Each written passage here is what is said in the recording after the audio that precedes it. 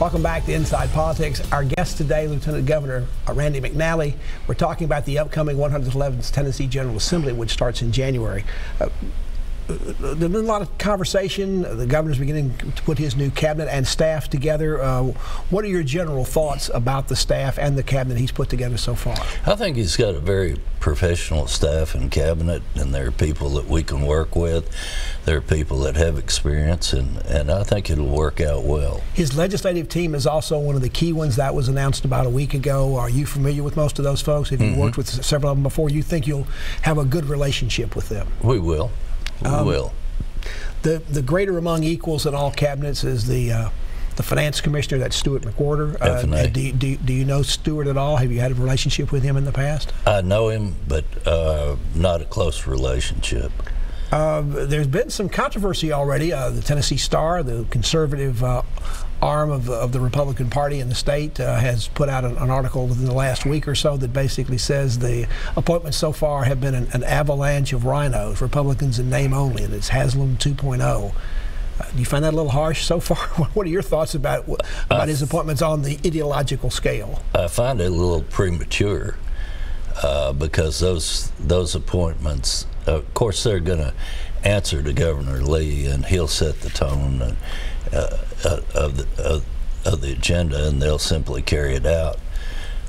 So they'll have input into it and input into the process. But I think Governor Lee's conservative. He's a man of faith, of deep faith, and I think you know, people will be very pleased with him. What about and I say this somewhat in jest, what about the Williamson County factor here? It appears both in the legislature and in the governor's appointment so far, there have been a number of people from Williamson County serving on his staff, in the cabinet, and a number in leadership in the legislature. That just happenstance. It's an important county. It's an affluent county. It's a very Republican county. So is that what you'd expect with a Republican-dominated state government?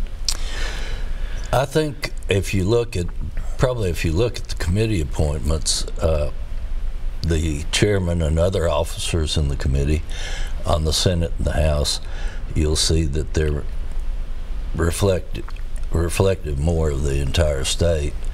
The governor's appointments will be those people, especially the first few years, people that he knows, that he can trust, and those would tend, as they have with Lamar and Bredesen and other governors, Governor Haslam tended to be, like with Governor Haslam in the Knox County area, a little more heavily, although you know there was quite a bit of diversity there. What as these appointments go on for the governor-elect, you're looking for other besides just one of the 95 counties being spotlighted. You like to see you're expecting to see more of a spread as we go forward. Yeah, I think over time, and I think you'll already see that in the makeup of the legislature, because the Jack Johnson's from Williamson County, the caucus I'm from Anderson County, and Ken Yeager's from the adjoining county, and Bo Watson's from right around there in Hamilton County. And so there's a good concentration of East Tennessee, and then we have Dolores Gresham, who's a chairman, John Stevens, who's chair of budgets, you know, on the western end of the state. Another theme in the appointments so far, particularly in the cabinet, has been the retention, I think now, of up to 4 of his cabinet Governor Haslam's cabinet members are continuing under the new administration. That's not unusual. Maybe it's a slightly higher number than sometimes in the past, but this is the first time in a long time we've had 2 of the same party succeed themselves. In fact, I think it's the first time Republican governors have ever succeeded each other in the history of the state. It is. So you would expect perhaps to see a larger concentration of cabinet members that are in Governor Haslam's office continue, particularly since this administration comes in, at least at the top, without a whole lot of previous state experience. I think that'll be helpful to the new governor, having that experience and also that history to bring with them. Let's talk a little bit. We'll talk more about this probably in the next branch as well. But what about the big issue of education? This governor's talked a lot about choice for parents. He's particularly talking about school voucher programs. It's not clear exactly how early that will come up in his administration or to the legislature. State Senate's passed a voucher program, at least a limited one on the pilot project, right, in several different sessions. But the House doesn't seem to want to come along. Where's the disconnect? Why isn't the House as interested in a program like this, or hasn't been so far? Well, you'd have to ask the House.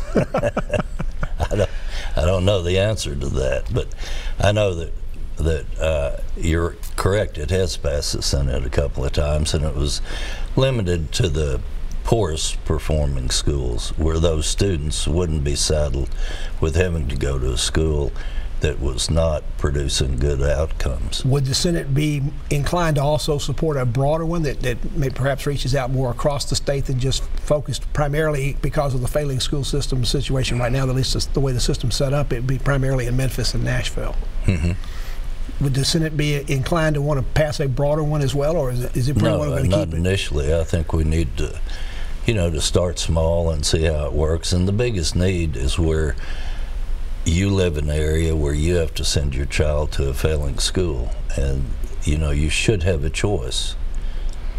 Is the problem in the House a concern more among the other counties, particularly among the school boards, that perhaps putting vouchers with it close to their district might wind up creating private schools in their area where they don't have that kind of competition right now? I think it's more that they fear eventually it would be a statewide program. And then they would have perhaps potential competition. Right. The new governor's going to have a new education commissioner. Candace McQueen is not coming back. She's taking a different kind of job.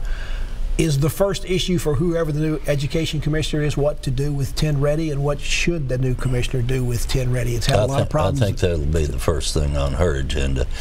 We don't want to lose the accountability components that the state has, but then we don't want to go through the same problems we've had with 10 Ready.